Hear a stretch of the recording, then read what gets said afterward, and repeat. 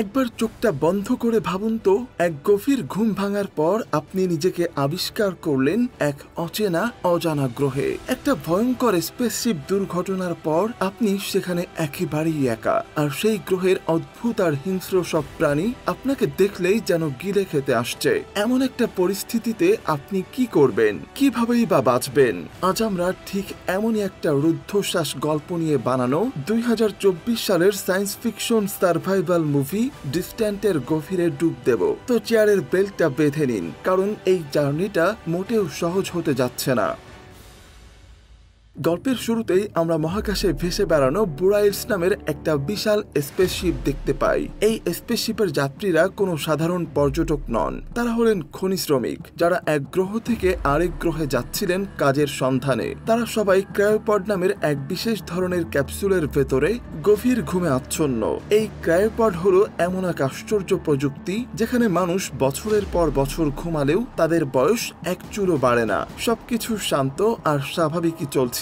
কিন্তু হঠাৎই মহাকাশে ঘুরে বেড়ানো এক বিশাল গ্রহাণু বা অ্যাস্ট্রয়েড নিজের গতিপথ বদলে ফেলে আর তীব্র গতিতে বুরাইলস স্পেসশিপের দিকে ছুটে আসতে থাকে। কিছু বুঝে ওঠার আগে সেই অ্যাস্ট্রয়েডের সাথে স্পেসশিপের এক ভয়ঙ্কর সংঘর্ষ হয়। মুহূর্তের মধ্যে অ্যালার্ম বেজে ওঠে, জরুরি অবস্থা জারি হয়ে যায়। ঠিক তখনই স্পেসশিপের আর্টিফিশিয়াল ইন্টেলিজেন্স বা এআই, যার নাম লেনার্ড, শ্রমিকদের ঘুম থেকে জাগিয়ে তোলে, যাতে তারা আসন্ন বিপদ থেকে নিজেদের বাঁচানোর জন্য প্রস্তুত হতে পারে। এই রকম বিপদের মধ্যে অ্যান্ডি নামের একজন কর্মী জেগে ওঠে। চারপাশের চাউস দেখে সে যখন ঘাবড়ে যায়, তখন লেনার্ড তাকে শান্ত থাকতে বলে এবং তার সুরক্ষার জন্য একটা এসকেপ পড রেডি করতে থাকে। পডগুলো স্পেসশিপ থেকে আলাদা হয়ে পাশেরই এক অজানা গ্রহের দিকে তীব্র গতিতে ছুটে যেতে থাকে। কিন্তু দুর্ভাগ্যবশত গ্রহের বায়ুমণ্ডলে প্রবেশের সাথে সাথেই ঘর্ষণের কারণে অনেকগুলো পডে আগুন ধরে যায়। ভেতরের মানুষগুলো কিছু বুঝে ওঠার আগেই জ্যান্ত পুড়ে ছাই হয়ে যায়। এদিকে অ্যান্ডির ক্রায়োপডটি কোনো ক্রমে আগুন থেকে তো বেঁচে যায়, কিন্তু ল্যান্ডিং এর সময় সেটার গতি ছিল অনেক বেশি। মনে হচ্ছিল পডটা সোজা একটা পাহাড়ে গিয়ে আছড়ে পড়বে, কিন্তু শেষ মুহূর্তে পডটি নিজেকে গোল গোল করে ঘোরাতে ঘোরাতে কোনো রকমে সামনে এগোতে থাকে, যার ফলে একটা ভয়ঙ্কর ক্র্যাশ ল্যান্ডিং তো হয়, কিন্তু অ্যান্ডির প্রাণটা কোনো মতে বেঁচে যায়। এই প্রচন্ড আঘাতে অ্যান্ডি অজ্ঞান হয়ে গিয়েছিল। সেই অবস্থায় সে তার পরিবারের কিছু আফসা স্মৃতি দেখতে পায়, আর তারপরেই তার জ্ঞান ফেরে। চোখ খুলে চারপাশে তাকিয়ে সে বুঝতে পারে সে এক অচেনা জায়গায় এসে পড়েছে। যেদিকেই তাকাই শুধু ধূসর পাহাড় আর আকাশ জুড়ে কালো মেঘের ঘন ঘটা। পরিবেশটা কেমন যেন থমথমে আর বিষণ্ণ। অ্যান্ডি সঙ্গে সঙ্গেই এআই সিস্টেম লেনার্ডের সাথে কথা বলার চেষ্টা করে, কিন্তু ওপাশ থেকে কোনো জবাব আসে না। হঠাৎই পুরো গ্রহের মাটি কাঁপতে শুরু করে। তখনই লেনার্ডের সংযোগ ফিরে আসে এবং সে অ্যান্ডিকে দ্রুত পড থেকে বেরিয়ে যাওয়ার পরামর্শ দেয়। কিন্তু সমস্যা হলো অ্যান্ডি পডের দরজা খুলতে পারছিল না। সে মরিয়া হয়ে সার্ভাইভাল কিট খুলতেই দেখে সেখানে সামান্য একটা ফ্লেয়ার গান পর্যন্ত নেই, কারণ সে ছিল একজন সাধারণ ছোট পদের কর্মী। তার জন্য দামি সরঞ্জাম বরাদ্দ ছিল না। শেষ পর্যন্ত এন্টি একটা ফায়ার এক্সিস্টিং গুইসার দিয়ে পডের কাচের জানালা ভেঙে বেরোনোর চেষ্টা করে, কিন্তু ঠিক তখনই মাটি কাঁপার কারণে তার পুরো পডটা উল্টে যায়, আর একটা ধারালো ভাঙা কাচের আঘাতে অ্যান্ডির স্পেস স্যুটটা ফেটে যায়। লেনার্ড তাকে সাবধান করে বলে, অ্যান্ডি, এই গ্রহের আবহাওয়ায় স্যুট ছাড়া তুমি এক মুহূর্তও বাঁচতে পারবে না। অ্যান্ডি তখন একটা বিশেষ স্প্রের সাহায্যে কোনো মতে তার ফাটা স্যুটটা মেরামত করে নেয়। লেনার্ড জানায় যে পডে আগুন লেগে গিয়েছে, তাই অ্যান্ডিকে যত তাড়াতাড়ি সম্ভব বেরিয়ে আসতে হবে। সে কোনো মতে পড থেকে বেরিয়ে আসে, কিন্তু এই চরম বিপদের মুহূর্তেও সে তার ছেলের দেওয়া শেষ খেলনাটা নিতে ভোলেনি। এই ছোট খেলনাটাই যেন তার অতীতের সাথে একমাত্র সংযোগ। বাইরে এসে অ্যান্ডি চারিদিকে তাকিয়ে একেবারেই স্তব্ধ হয়ে যায়। সে এক বিশাল অজানা গ্রহে একা দাঁড়িয়ে আছে। ঠিক তখনই সে জ্বলন্ত বুরাইলস স্পেসশিপটাকে সেই গ্রহের দিকেই ভেঙে পড়তে দেখে। স্পেসশিপটা মাটিতে আছড়ে পড়ার সাথে সাথেই সেখানে এক প্রচন্ড বিস্ফোরণ হয়। সেই বিস্ফোরণের ধাক্কা এতটাই শক্তিশালী ছিল যে অ্যান্ডি অনেক দূরে ছিটকে পড়ে।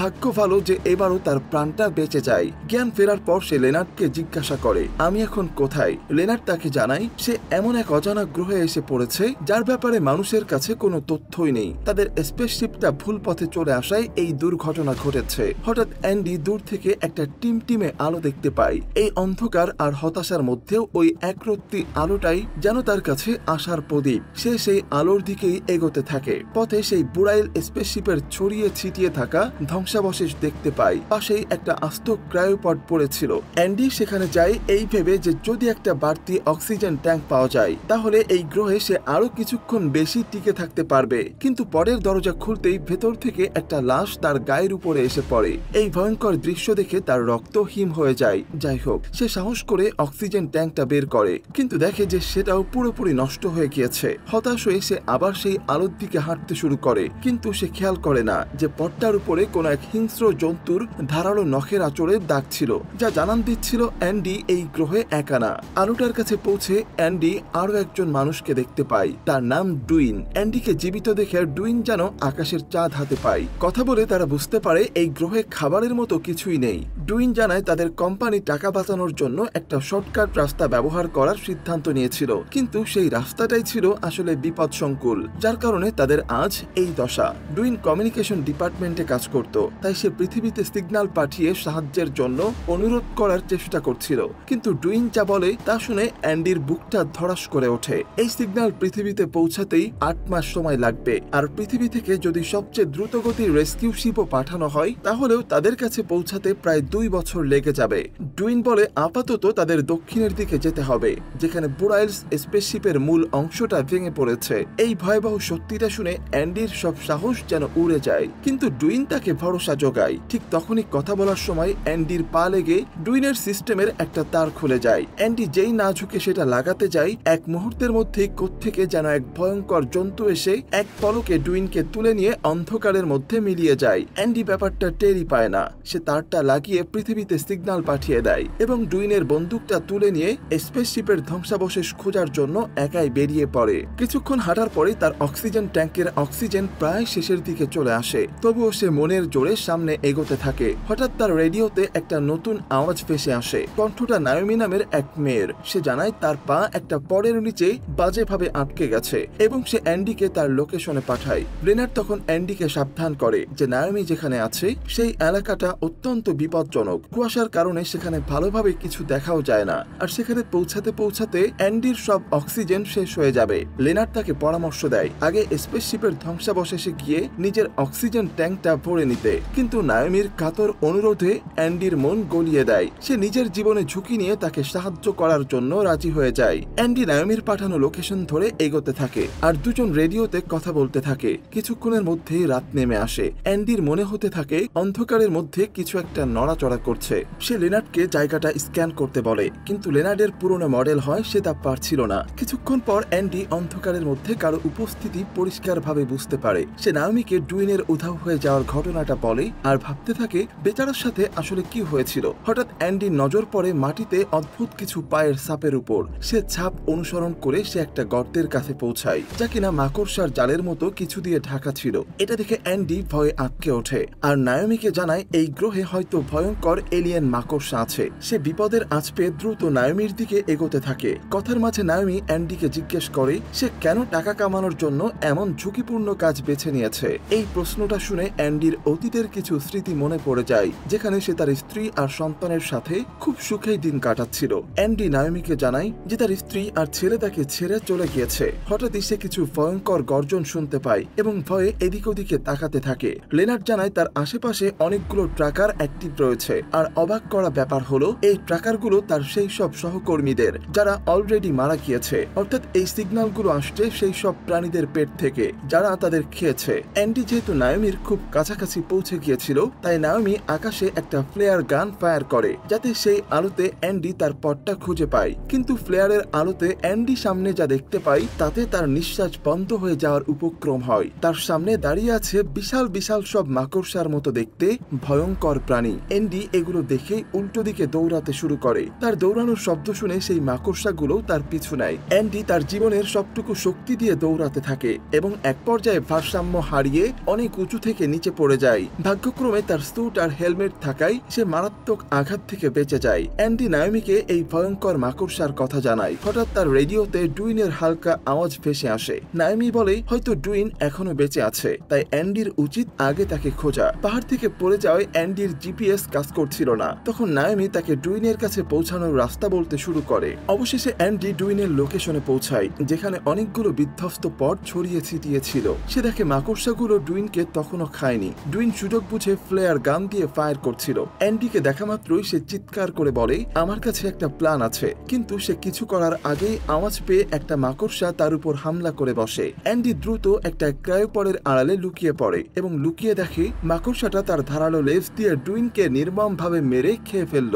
এবার আরেকটা মাকড়সা অ্যান্ডির গন্ধ পেয়ে তার দিকেই এগিয়ে আসছিল। ঠিক সেই মুহূর্তে নায়োমি, যে আসলে বুরাইলস স্পেসশিপের একজন উচ্চপদস্থ কর্মী ছিল, তার কাছে থাকা রিমোট দিয়ে পাশের একটি পডের লাইট জ্বালিয়ে মাকড়সাটার মনোযোগ অন্যদিকে সরিয়ে দেয়। এই সুযোগে অ্যান্ডি আরেকটা পডে লুকায়, কিন্তু সেখানে ভিতরে আরেকটা লাশ ছিল। আর অ্যান্ডির গায়ে ধাক্কা লেগে তার হেলমেটের আলো জ্বলে ওঠে। সাথে সাথে মাকড়সাগুলো আবারও তার দিকে ছুটে আসতে শুরু করে। তখন নায়োমি আবারও তার রিমোট দিয়ে আশপাশের সব পডগুলোর লাইট জ্বালিয়ে দেয়, আর মাকড়সাগুলো কনফিউজড হয়ে যায়। এই সুযোগে অ্যান্ডি পালাতে থাকে, কিন্তু দুটো মাকড়সা তবুও তার পিছু ছাড়েনি। অ্যান্ডি দৌড়াতে দৌড়াতে একটা কুয়াশায় ঢাকা এলাকায় পৌঁছে যায়। সে নায়োমিকে তার পড থেকে বেরিয়ে আসতে বলে, কারণ তার মনে হচ্ছিল সে আর তাকে বাঁচাতে পারবে না। নায়োমি খুব ভয় পেয়ে যায়। তাকে শান্ত করার জন্য অ্যান্ডি একটা সুন্দর গান গাইতে শুরু করে, যেটা সে পৃথিবীতে প্রায় গাইতো। কুয়াশার মধ্য দিয়ে হাঁটতে হাঁটতে সে ভাবছিল মাকড়সাগুলো কেন হঠাৎ তার পিছু ছেড়ে দিল। তখনই সে সামনে অনেক বেগুনি রঙের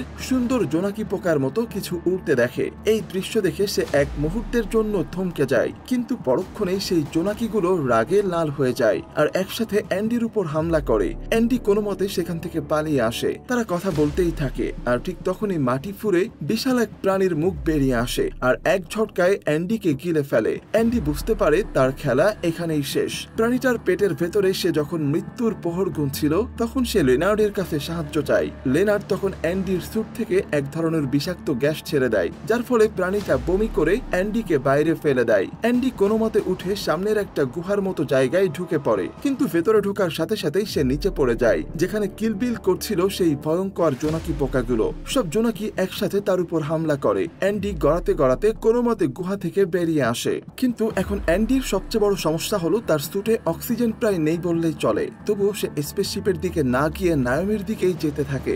যখন সে নায়োমির একদম কাছে পৌঁছায়, ঠিক তখনই তার অক্সিজেন শেষ হয়ে যায়। নায়োমি দ্রুত নিজের ট্যাঙ্ক থেকে অ্যান্ডিকে অক্সিজেন দেয়। এরপর অ্যান্ডি তার শেষ শক্তিটুকু দিয়ে বিভিন্ন সরঞ্জাম ব্যবহার করে কোনো মতে নায়োমিকে পরের নিচ থেকে বের করে আনে। তারা দুজন পর থেকে কিছু দরকারি জিনিসপত্র জোগাড় করে। নায়োমি অ্যান্ডিকে ধন্যবাদ জানায়, কারণ সে নিজের জীবন বাজি রেখে তাকে বাঁচাতে এসেছে। কিন্তু তাদের এই স্বস্তি বেশিক্ষণ স্থায়ী হয় না। মাকড়সার দলটা আবার সেখানে পৌঁছে যায়। তারা দুজন পালাতে শুরু করে। কিছুক্ষণ পর তারা হোঁচট খেয়ে পড়ে যায়। আরেকটা মাকড়সা তাদের উপর আক্রমণ করার জন্য এগিয়ে আসে। ঠিক তখনই নায়োমি তার ফ্লেয়ার গানটা চালিয়ে দেয়। মাকড়সাটা তাদের ছেড়ে ফ্লেয়ারের আলোর দিকে ছুটে যায়। এই সুযোগে তারা দৌড়ে বুরাইলস স্পেসশিপের বড় অংশটার কাছে পৌঁছে যায়, কিন্তু কন্ট্রোল সিস্টেমের সমস্যা হওয়ায় নায়োমি দরজা বন্ধ করতে পারছিল না। অনেক চেষ্টার পর অবশেষে সে দরজাটা বন্ধ করতে সফল হয়, আর সেই দরজার চাপে একটা মাকড়সা দুই টুকরো হয়ে মারা যায়। কিন্তু বাইরে থাকা বাকি মাকড়সাগুলো সমানে দরজায় আঘাত করে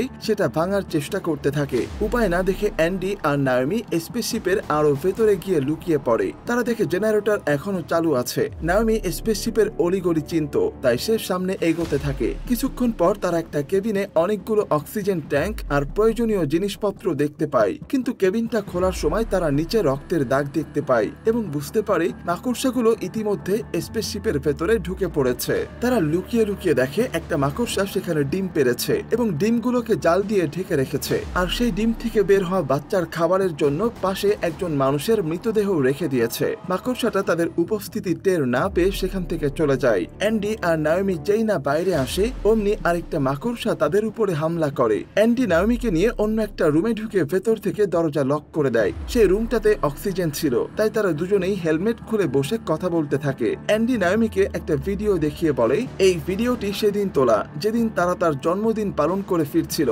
ফেরার পথে তাদের গাড়ি এক ভয়ঙ্কর দুর্ঘটনার শিকার হয়, যেখানে তার স্ত্রী আর ছেলে মারা যায়, কিন্তু সে কোনোভাবে বেঁচে যায়। অ্যান্ডি বলে তার জীবনটা এখন অর্থহীন হয়ে গেছে। নায়োমি তাকে সান্ত্বনা দিয়ে বলে, তুমি আজ আমার প্রাণ বাঁচিয়েছ। কখনো কি ভেবে দেখেছ সৃষ্টিকর্তা হয়তো তোমাকে এই দিনটার জন্য বাঁচিয়ে রেখেছিলেন। হঠাৎই একটা মাকড়সা দরজা ভেঙে ভেতরে ঢুকে পড়ে। নায়োমির সাথে সাথেই অ্যান্ডির স্যুটে লেগে থাকা জোনাকিগুলোকে মাকড়সাটার দিকে ছুঁড়ে মারে, যা যার ফলে মাকড়সাটা পিছিয়ে যায়। এই সুযোগে তারা পালিয়ে কার্গো রুমে গিয়ে পড়তে পড়তে বাঁচে, কিন্তু মাকড়সাটা পুরো গতিতে তাদের দিকে ছুটে আসে, যার কারণে মাকড়সা সহ তারা সবাই নিচে পড়ে যায়। মাকড়সাটা আবার তাদের মারতে গেলে অ্যান্ডি নায়োমির স্প্রেটা মাকড়সাটার মুখে ছুঁড়ে মারে। মাকড়সাটা যেই না সেটা কামড়ে ধরে, একটা ছোট্ট বিস্ফোরণ হয় এবং সে কিছুক্ষণের জন্য অজ্ঞান হয়ে পড়ে।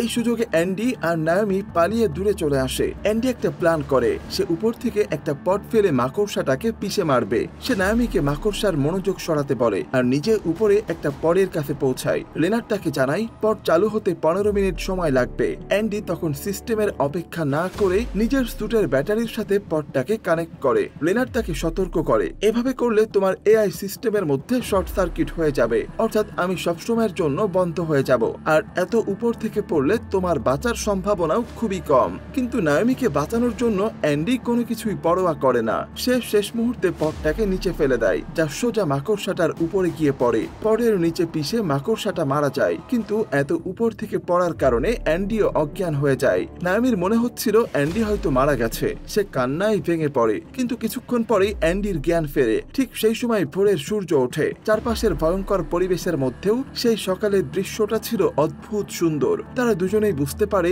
এই গ্রহে হিংস্র প্রাণী থাকলেও এর সৌন্দর্যও কম না। তখনই এআই সিস্টেম লেনার্ডের আওয়াজ আসে। সে বলে সে নিজেকে আপডেট করে নিয়েছে এবং এই সুন্দর মুহূর্তটাকে আরো সুন্দর করতে সে অ্যান্ডি আর নায়োমির জন্য একটা রোমান্টিক গান বাজিয়ে দেয়। সিনেমার শেষে আমরা দেখি তারা দুজনেই সেই গ্রহে নিজেদের অনিশ্চিত ভবিষ্যৎ দেখছে। এই অচেনা গ্রহে তারা দুজন ছাড়া আর কেউ নেই। পরবর্তী 2 বছর তাদের একসঙ্গে এখানেই কাটাতে হবে, এক নতুন ভবিষ্যতের আশায়। আর এখানেই এই চমৎকার সিনেমাটি শেষ হয়। তো বন্ধুরা, কেমন লাগলো আমাদের আজকের এই সায়েন্স ফিকশন মুভিটি কমেন্টে জানাতে একদমই ভুলবেন না। আজকের মতো এখানেই বিদায় নিচ্ছি।